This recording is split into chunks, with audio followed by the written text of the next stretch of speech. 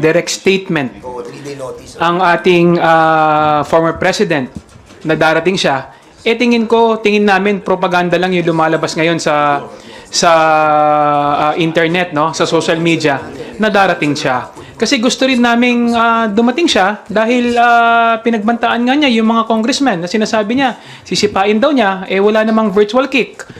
'Di ba? So, mas maganda sana dumating siya.